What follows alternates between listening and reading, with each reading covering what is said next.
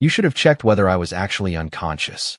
Those were the first words Logan Mercer spoke after 9 professional assassins decided he was no longer a problem. 30 seconds earlier, Princess Ava Rylan had been backed against a sealed security door with nowhere left to go. The corridor was barely 8 feet wide. The emergency lights had turned everything red, and every exit had locked at the same time. I know because I was watching through the only surveillance sensor the attackers had failed to disable. My name is Marcus Hale, Senior Intelligence Officer to the Valerian royal family, and at that moment I believed I was witnessing the final minute of Princess Ava's life. I also believed Logan Mercer had failed. He lay several feet from her, motionless, his dark suit covered in dust from the damaged ceiling panels. His sidearm had been taken. His communications device had been crushed beneath an assassin's boot. By every measurement available to me, the human bodyguard was finished. Victor Kane, leader of the Crimson Veil, appeared to agree. He stood between Logan and the princess with the relaxed confidence of a man who had already written the mission report. Behind him, 8 figures covered the corridor with military precision. They did not shout. They did not celebrate.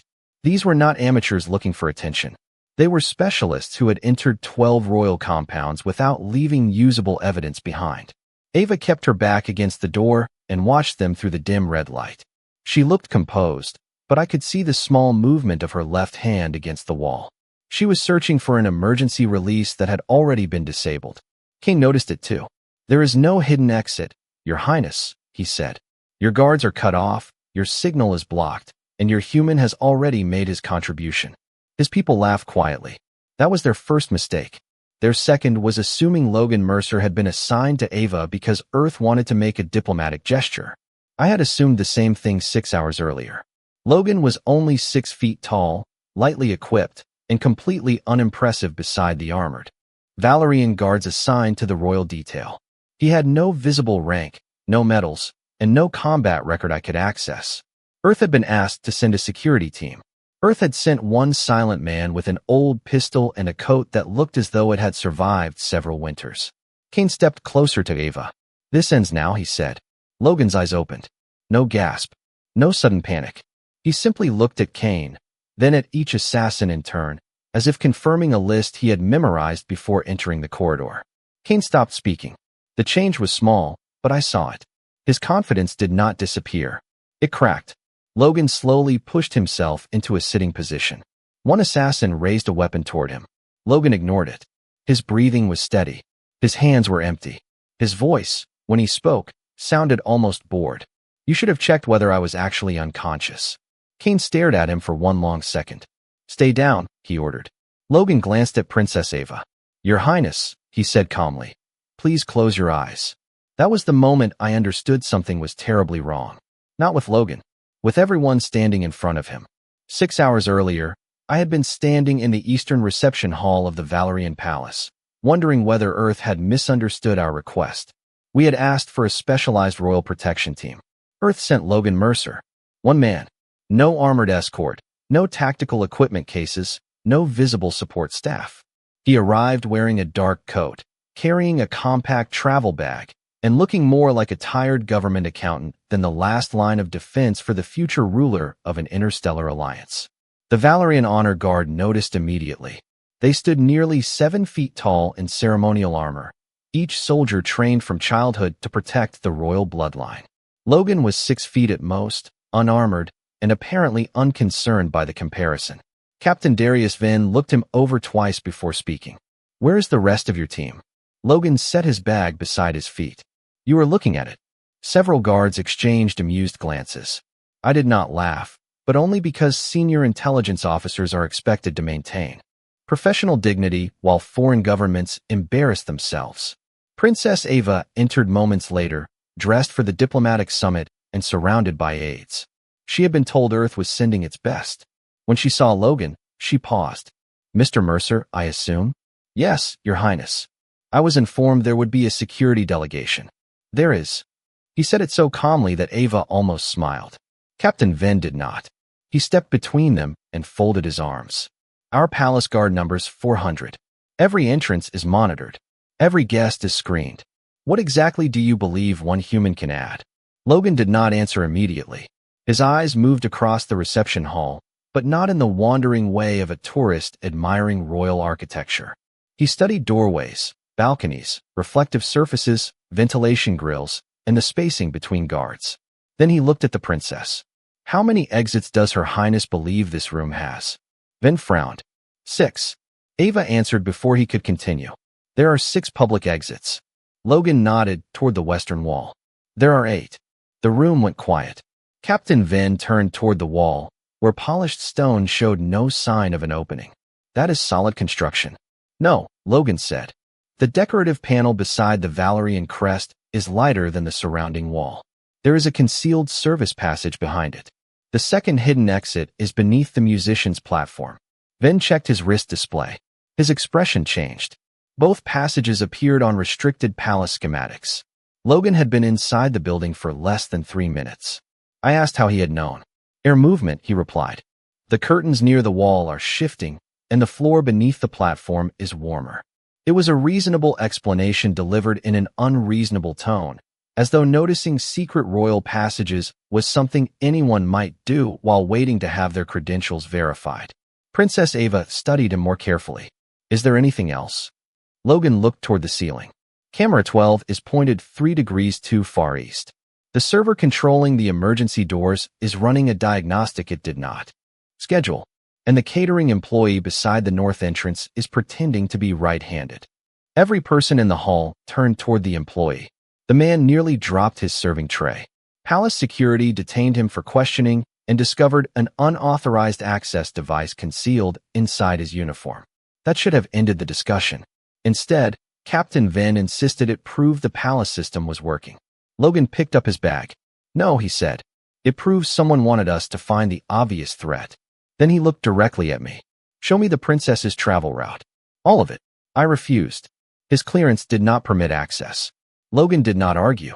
He simply glanced toward Ava and said, then change the route. I asked why. Because whoever placed that man in this room already knows the original one. At the time, I thought Logan Mercer was overly cautious, socially blunt, and far too confident for a man with no visible record. By midnight, 2 of his route changes would save Princess Ava's life. The third would reveal who had come to take it. The first thing I learned about Logan Mercer was that his file was not classified. It was missing. There is a difference.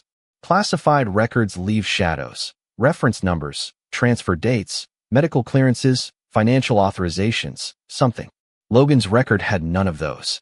No branch of service. No academy. No unit history. No disciplinary reports. No commendations.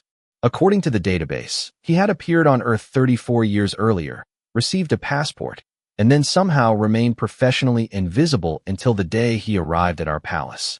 I assumed the system had failed, so I contacted the Terran embassy and requested verification. Their reply came 12 seconds later. Access denied. That was unusually fast. I raised the request to Royal Intelligence level. The answer changed.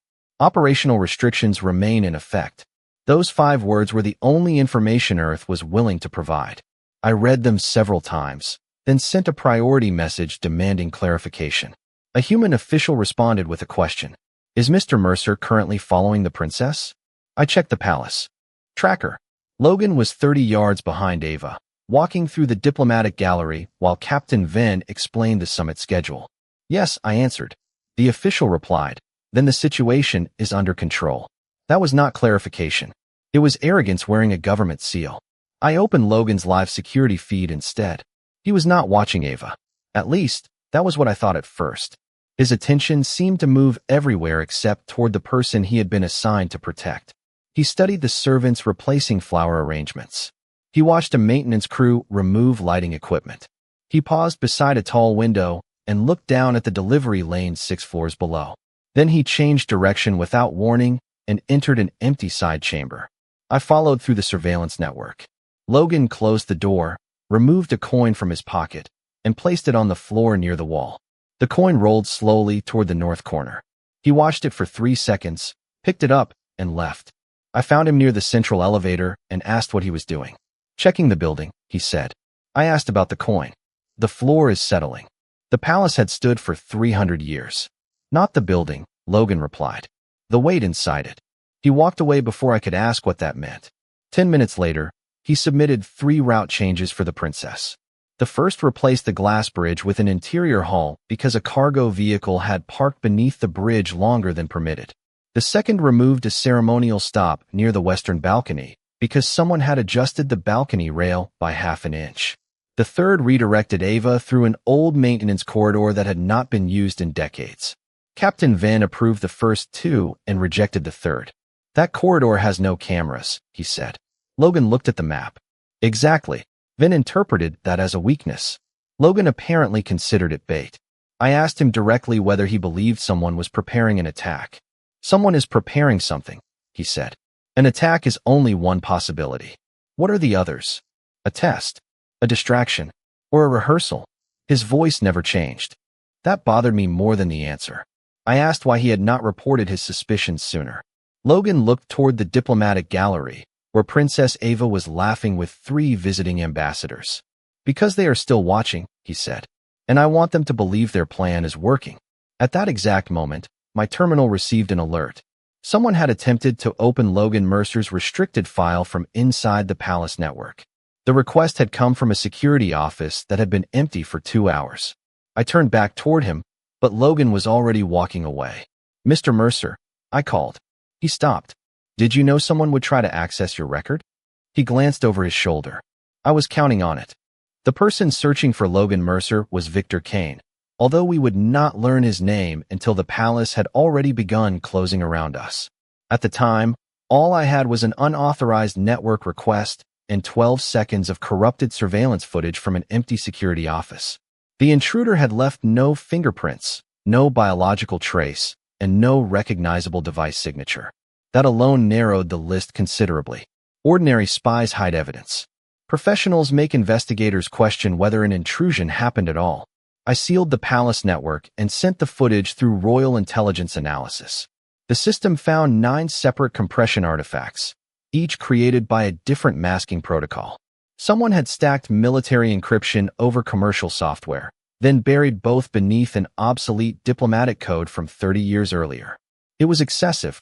It was also familiar. The Crimson Veil had used the same technique during the disappearance of Chancellor Oren Vale. They had used it again when a protected witness vanished from a station surrounded by 300 security officers. Their record contained 63 confirmed political operations across 11 star systems. 12 royal compounds had been breached. None of those compounds had received a warning. None had stopped them. Their leader, Victor Kane, was believed to plan every mission personally. He studied routines, equipment, personal habits, and emergency procedures until the target's own security became part of his strategy. He did not break through defenses. He persuaded them to open in the correct order. I carried the intelligence summary to Captain Venn, who read the first page and dismissed it. The Crimson Veil does not announce itself by searching a Bodyguard's file, he said. Perhaps they were not searching for information, I replied. Perhaps they were checking whether he was important. Venn glanced toward Logan, who stood 50 feet away beside a marble column while Princess Ava spoke with the trade delegation. He is not. That conclusion had apparently reached Victor Kane as well. Hours later, when we recovered fragments of the assassin's mission plan, every member of the royal detail had received a detailed threat profile. Captain Venn was listed with armor specifications, reaction timing, and command authority. I had a full page devoted to my access codes and decision patterns. Princess Ava's habits filled 17 pages. Logan Mercer received 4 words: human male, low priority. Kane had ordered his team not to waste specialized equipment on him. I did not know whether to feel relieved or insulted on Logan's behalf. Logan himself seemed interested in neither. He approached while Venn and I were reviewing the security alert and placed a small metal disc on the table. This was attached beneath the eastern balcony rail, he said. I scanned it. The device contained no explosive material, transmitter, or recording system. It is empty, Venn said. It is supposed to be, Logan replied. Someone wanted to see how long it took us to find it. Venn asked how long it had been there. 27 minutes. And when did you find it? 26 minutes ago. Logan turned toward the palace windows. Far beyond the glass, diplomatic shuttles moved through the evening sky. They know the guards found it late, he continued. They know the network team found the false access point. Now they are measuring how we respond. I asked what Kane would do with that information. Logan picked up the metal disc and rolled it across his fingers. He will adjust the plan. Can we stop him? Vin demanded. Logan looked at the princess, then at the corridor leading toward the summit chambers. Not yet. Vin's patience finally broke. You expect us to allow an assassin to continue preparing? Logan placed the disc back on the table. I expect you to understand that Victor Kane has 9 people inside the security perimeter. The room became silent. I had never told Logan the suspected team size. No intelligence report contained that number. Vin asked how he could possibly know. Logan's gaze shifted toward the ceiling, where the ventilation system hummed softly above us. Because 8 of them are trying very hard to look normal, he said. The 9th one is watching me. The palace alarm began with a single tone so soft that half the diplomatic hall ignored it. Logan Mercer did not. His head turned toward the eastern wall before the second tone sounded, and his hand closed around Princess Ava's wrist. We are leaving now, he said. Captain Vin stepped in front of him. The alert is coming from the summit chamber. Protocol requires the princess to enter the royal shelter. That is where they want her. Vin opened his mouth to argue, but every light in the hall changed from white to amber. A calm, automated voice announced a coolant failure near the main reactor line. Guests began moving toward marked evacuation routes. Palace guards formed around Ava with practiced precision. Everything looked organized. That was what made it dangerous. Logan watched the crowd for 2 seconds, then pointed toward a service arch on the opposite side of the room. Take the maintenance route. Vin refused. The corridor had no cameras, no permanent guard station, and no direct connection to the shelter. To him, that made it insecure. To Logan, it made it the only path Victor Kane could not control through the palace network. Princess Ava looked between them. Captain, we follow Mr. Mercer. Vin's expression tightened, but royal orders ended the debate. We entered the maintenance passage with Ava at the center, Logan ahead of her, Vin behind, and 6 guards surrounding us. The corridor was narrow, dim, and lined with pipes that carried warm air through the palace walls. We had traveled less than 100 feet when Logan stopped. No warning, no hesitation. He simply raised one hand. Everyone froze. I heard nothing except the ventilation system. Vin heard nothing either. What is it? He whispered. Logan tilted his head toward the wall. A power cell is charging. I checked my scanner. The display showed no energy source. Vin took 1 step forward. There is nothing there. Logan turned toward Ava. Move back. The wall ahead of us flashed with a white light, followed by a heavy pressure wave that shook dust from the ceiling and sealed the corridor behind a reinforced emergency barrier. No one was injured, but our formation broke instantly. 3 guards were trapped on the opposite side. The lights went dark. Red emergency strips appeared along the floor. Then every communication channel filled with static. Captain Vin tried his command code. The system rejected him. I tried mine. The network claimed I no longer existed.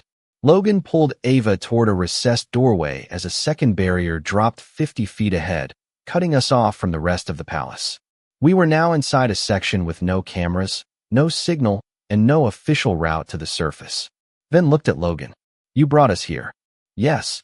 You knew this would happen. I knew they would have to show themselves. A quiet click came from the darkness beyond the red lights. Then another behind us. Shapes stepped into the corridor from concealed access panels that should not have opened without royal authorization. 9 figures. Exactly 9. Their equipment absorbed the emergency light, leaving only narrow reflections where their face shields turned toward us. The first figure removed his helmet. He had gray hair, calm eyes, and the patient smile of a man arriving for an appointment. Victor Kane looked past Captain Vin, past me, and directly at Logan. Mr. Mercer, he said, I was beginning to think you had forgotten how this works. Logan moved in front of Princess Ava. His hands remained empty. I remember. Kane's smile widened. Good. Then you understand that this corridor belongs to me. Logan glanced once at the sealed doors, the blocked signal indicator, and the 8 silent figures waiting behind Kane. No, he said. You only think it does. Victor Kane did not answer Logan immediately. He studied him with the careful interest of a man who had discovered one unexpected line in an otherwise perfect calculation. Then he touched a control on his wrist. A transparent security barrier dropped between Captain Vin and Princess Ava, sealing Vin and me inside a narrow section of the corridor. We could still see them, but the sound became faint, filtered through several inches of reinforced material. My communication unit remained useless. The only device still responding was a maintenance sensor hidden above the emergency lights, a primitive system that had never been connected to the palace network. Through it, I could hear every word. Kane motioned toward Logan. Two of his operatives stepped forward with restraint emitters. Logan could have moved. I was certain of that even then. His weight had already shifted slightly toward his left foot, and his right hand was close enough to catch the first device before it activated. Instead, he looked at Princess Ava. She gave the smallest shake of her head. There were too many weapons aimed in her direction. Logan relaxed his hands. The restraint field locked around him and forced him down onto one knee. Kane smiled. That is better. Ava stepped forward, but another operative raised a palm. She stopped. Logan remained silent. Kane removed the compact sidearm from Logan's coat and turned it over with open disappointment. "This is what Earth sent to protect a princess?" he asked. "One man with an antique." Logan looked up at him. "You seem worried about it." Kane's smile tightened. He placed the weapon inside a portable compression unit. The machine folded the metal casing inward until it was no longer usable, then dropped the pieces onto the floor between them. Not anymore. The assassins exchanged quiet laughter. Logan looked at the ruined weapon, then back at Kane. His expression did not change. That should have concerned them. It concerned me. Captain Venn struck the barrier controls again and again, but the system ignored his command authorization. I searched for an emergency bypass while watching the maintenance sensor feed. Logan was surrounded, disarmed, and held in place, yet he did not look defeated. He looked occupied. His eyes moved from Kane's wrist control to the ceiling vents, then to the equipment carried by each operative. He was counting distances, measuring angles, memorizing which hand rested nearest each trigger. Kane circled him slowly. "Your reputation is difficult to verify, Mr. Mercer. No service record. No confirmed deployments. No unit history." For a moment, I wondered whether Earth had hidden something important. "Did you find anything?" Logan asked. "Nothing." "Then you should feel safe." Kane stopped behind him. "I do." Princess Ava said Logan's name. He turned his head just enough to see her. "I am all right, Your Highness. You are restrained. Temporarily." Kane leaned closer. "You are in no position to make promises." Logan looked toward the 8 operatives around them. That was not a promise. Kane straightened and ordered one assassin to prepare the extraction device. Another activated a small control box attached to his belt. A red indicator began blinking. Logan watched it once, then lowered his eyes. At first, I thought the restraint field was affecting him. Then the maintenance sensor displayed his vital signs. His breathing had slowed. His pulse had fallen from 62 beats per minute to 54. Then 48. He was not panicking. He was making himself calmer. One of the assassins noticed the same reading. "Kane," she said quietly. "His heart rate is dropping." Victor looked down at Logan. For the first time, his confidence did not merely crack. It hesitated. Logan raised his eyes and asked, "Which one of you is carrying the dead man's switch?" The question changed the corridor. Until that moment, Victor Kane had controlled every decision, every locked door, and every frightened breath. Then Logan Mercer asked about the dead man's switch, and one of the assassins made the smallest mistake imaginable. She looked down, only for half a second. Her eyes moved toward the red indicator attached to her belt, then returned to Logan. Most people would have missed it. Logan had been waiting for it. "Thank you," he said. Kane turned toward the woman. "Do not move." "I was not planning to," Logan replied. The restraint field still held him on one knee, but something about the scene had reversed. Kane had weapons, numbers, and complete control of the palace systems. Logan had one glance. Somehow, that seemed to be enough. Princess Ava stood several feet behind him, watching with remarkable calm. "What does the switch activate?" she asked. Kane did not answer. Logan did. The corridor barriers, the signal jammer, and a final emergency measure if they lose control. The assassin carrying the device stiffened. Logan noticed that too. "Pressure trigger," he continued. "If her hand releases the control, the system activates." Kane narrowed his eyes. "You cannot reach her before she lets go." "Correct." Logan looked toward Ava. "That is why I am not going to reach her." For the first time, confusion spread through the Crimson Veil. Their formation had been designed to stop a direct attack. Logan had no intention of giving them one. He shifted his right shoulder less than an inch. The restraint emitter beside him flickered. I assumed it was a malfunction until the second emitter did the same. Then I noticed the pieces of his ruined sidearm lying near his knee. One fragment had moved. It rested against the field generator, completing a tiny electrical bridge between two exposed contacts. Logan had allowed Kane to destroy the weapon because the damaged metal was more useful than the intact gun. The restraint field vanished. Kane reacted immediately. His hand moved toward his wrist control. Logan was already standing. "Your Highness," he said, never looking away from the assassins. "Close your eyes." Ava obeyed. Logan stepped sideways as Kane activated his weapon. The energy pulse passed through the space where the human had been and struck the portable jammer mounted behind him. Every light in the corridor flashed white. The security barrier between us became transparent, then unstable. Through the maintenance sensor, I heard weapons locking, systems restarting, and 9 trained professionals trying to understand why their equipment no longer recognized them. Logan moved through the confusion without rushing. He guided one weapon toward the ceiling. He removed another from its owner before the targeting system finished rebooting. A third assassin tried to block his path, then discovered Logan had already passed him. Nothing Logan did looked dramatic. That was the terrifying part.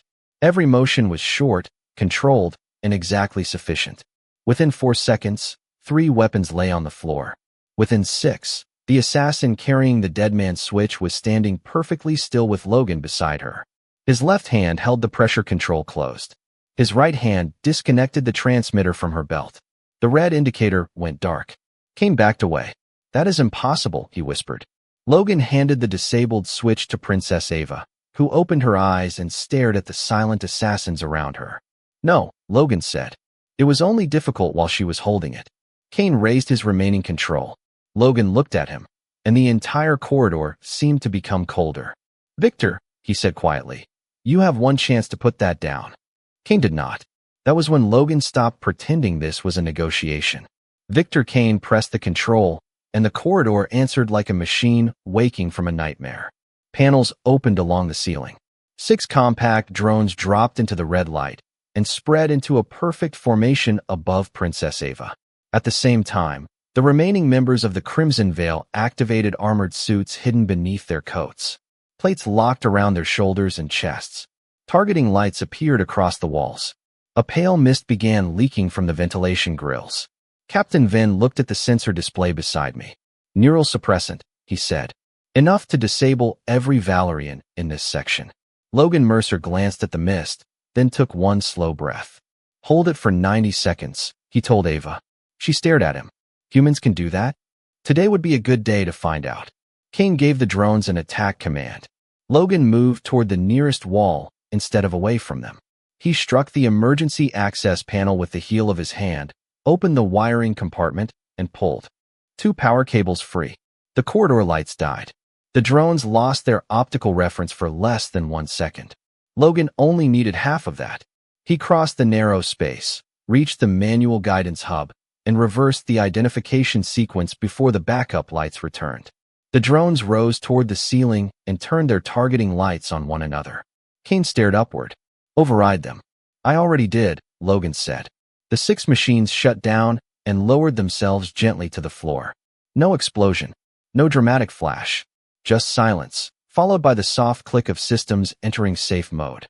The armored assassins advanced together. Their suits were rated for military boarding operations and strong enough to force open sealed spacecraft doors. Logan looked at the first suit, then at the second. "Same manufacturer," he observed. "That matters," Kane said, trying to sound confident. "It does." Logan stepped between 2 targeting beams and touched the release point beneath one shoulder plate. The armor locked its own arms against its sides. He repeated the motion on another suit, then another. Each time, he used a different access point, but the result was identical. In less than 10 seconds, the most expensive equipment in Kane's plan had become a collection of upright metal containers. "How do you know those systems?" one assassin demanded. Logan gave the armor a brief glance. "I helped identify the flaws." Kane froze. He finally looked at Logan instead of the corridor, the weapons, or the princess. Logan's sleeve had shifted during the movement, revealing a small black symbol on the inside of his wrist. It resembled a circle divided by a single vertical line.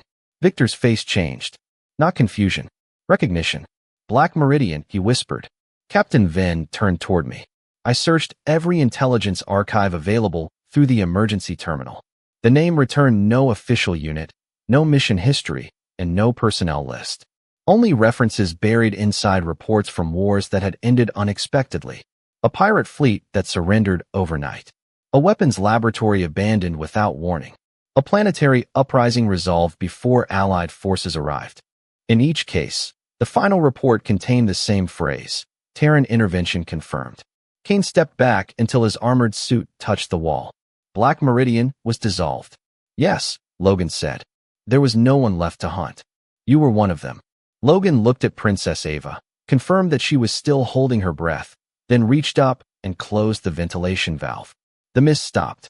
No, Victor, he said. I was the reason they did not need another team. The final security barrier lifted behind us. Captain Venn and I rushed into the corridor, but there was nothing left for us to do. 9 assassins stood silent. 6 drones rested harmlessly on the floor. Princess Ava was untouched. Logan adjusted his sleeve, hiding the symbol once more. Kane watched him with the expression of a man who had spent his entire career studying danger and had only now discovered that the most dangerous thing in the palace had been standing quietly beside the princess all day. The first official report described the incident as a failed security breach. That wording lasted 11 minutes.